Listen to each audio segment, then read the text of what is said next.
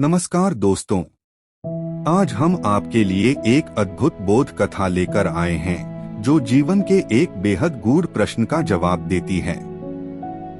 मृत्यु क्यों आवश्यक है? जी हाँ, हम सब मृत्यु से डरते हैं, लेकिन क्या कभी आपने सोचा है कि मृत्यु का जीवन में होना कितना महत्वपूर्ण है? चलिए एक कहानी से इसे समझते हैं। किसी समय की बात है, एक राजा मृत्यु से बहुत घबराया हुआ था। उसे अमरता चाहिए थी ताकि उसे कभी भी मृत्यु का सामना न करना पड़े।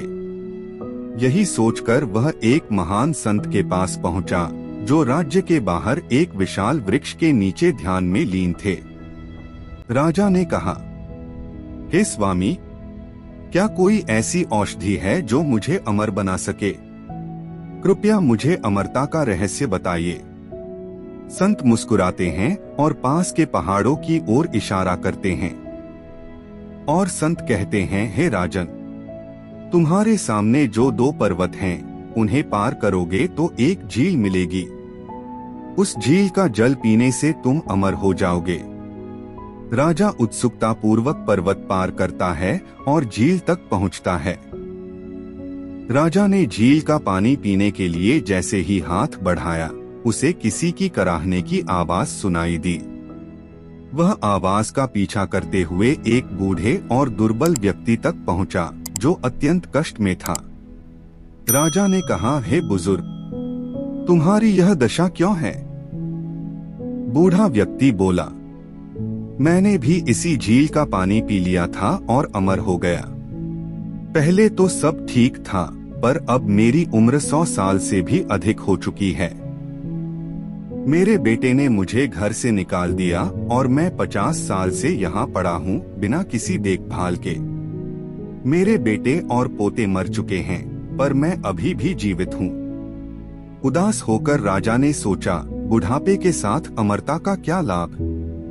अगर अमरता के साथ यौवन भी मिल सके तो ही जीवन का आनंद रहेगा।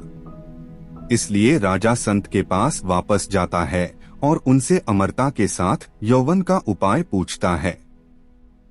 राजा ने कहा, हे स्वामी, यदि कोई ऐसी औषधि हो जो अमरता के साथ यौवन भी दे सके तो कृपया मुझे बताएं। संत ने हंसते हुए कहा, तो ठीक है, झील पार करने के बाद एक और पर्वत मिलेगा। उसे पार करो, वहाँ एक पेड़ मिलेगा जिस पर पीले फल लगे होंगे। उन फलों में से एक खा लोगे तो तुम्हें अमरता के साथ यौवन भी मिल जाएगा। राजा उत्साहित होकर दूसरे पर्वत को पार करता है और पेड़ को ढूंढता है, लेकिन जैसे ही वह फल तोड़ने के लिए हाथ बढ़ाता है, उसे तेज बहस और झगड़े की आवाजें सुनाई देती हैं। राजा ने सोचा, इस सुनसान जगह में कौन झगड़ सकता है? वहाँ 4 युवा लोग एक दूसरे पर ऊंची आवाज में चिल्ला रहे थे। राजा ने उनके झगड़े का कारण पूछा। एक व्यक्ति बोलता है, मैं 250 साल का हूँ और मेरे दाहिने वाले व्यक्ति की उम्र 300 साल है, लेकिन वो मुझे मेरी संपत्ति का हिस्सा नहीं दे रहा। राजा चौंकता है और 300 साल के व्यक्ति से सवाल करता है। 300 साल का व्यक्ति, मेरा पिता जो 350 साल का है अभी भी जीवित है और उसने मुझे मेरी संपत्ति का हिस्सा नहीं दिया, तो मैं अपने बेटे को कैसे दूं? राजा 400 साल के व्यक्ति की ओर देखता है। 400 साल का व्यक्ति कहता है, हमारी अमरता के कारण यह झगड़ा कभी खत्म नहीं होगा और इसीलिए गांव वालों ने हमें गांव से बाहर निकाल दिया है। राजा हक्का बक्का होकर संत के पास लौटता है और हाथ जोड़कर संत से कहता है, आपका बहुत बहुत धन्यवाद, आपने मुझे मृत्यु का महत्व समझाया।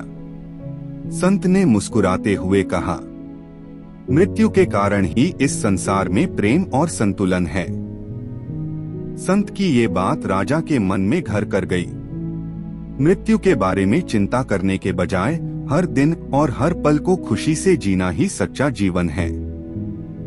संत ने राजा को समझाया, 1. जब आप स्नान करते समय भगवान का नाम लेते हैं तो वह पवित्र स्नान बन जाता है। 2. जब आप भोजन करते समय नाम लेते हैं तो वह प्रसाद बन जाता है। 3. चलते समय नाम लें तो वह तीर्थ यात्रा बन जाती है। 4. खाना पकाते समय नाम लें तो भोजन दिव्य बन जाता है। 5. सोने से पहले नाम लें तो नींद ध्यानमय बन जाती है। 6. काम करते समय नाम लें तो वह भक्ति बन जाती है। 7. घर में नाम लें तो वह घर मंदिर बन जाता है। तो दोस्तों, मृत्यु का विचार जितना भयावह लगता है उतना ही जीवन के संतुलन के लिए आवश्यक भी है। चलिए आज से ही हम हर पल को प्रेम और सच्चाई से जीने का संकल्प लें।